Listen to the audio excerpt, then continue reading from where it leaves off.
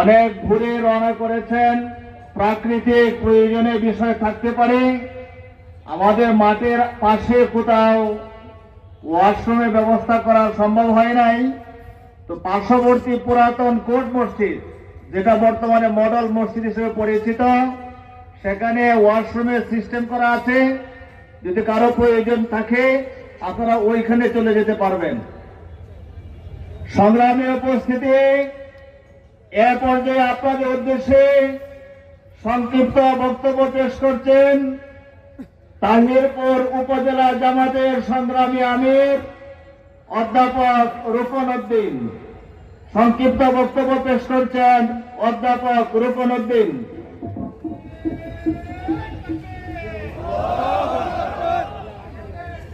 আলহামদুলিল্লাহ রাব্বিল আলামিন ওয়াসসালাতু ওয়াসসালামু আলা রাসূলিহিল কারীম ওয়া আলা আলিহি ওয়া আসহাবিহি আজমাইন।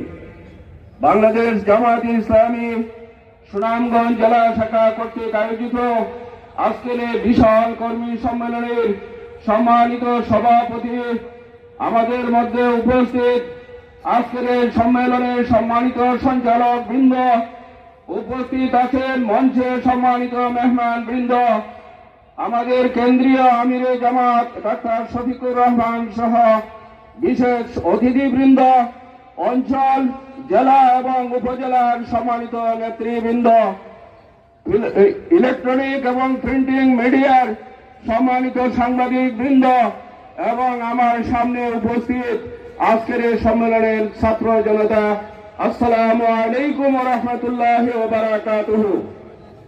আমি আমার বক্তব্যের শুরুতেই জুলাই বিপ্লবে জীবন দানকারী সেই শহীদদের অত্যন্ত শ্রদ্ধা ভরে স্মরণ করছি।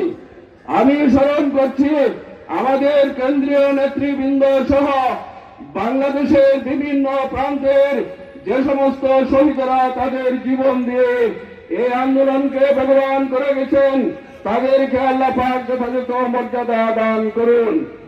সম্মানিত ভাইয়েরা, আমরা যারা এখানে সমবেত হয়েছে, আমরা আমাদের জীবন এবং সম্পদ বাজি রেখে বাংলার জমিনে ইনশাআল্লাহ আল্লাহর জমিনে আল্লাহর দ্বীন কায়েম করার সংকল্প নিয়ে এখানে সমবেত হয়েছি। আগামী দিনেও আমরা আমাদের সংকল্পের পথে অটল থাকবো।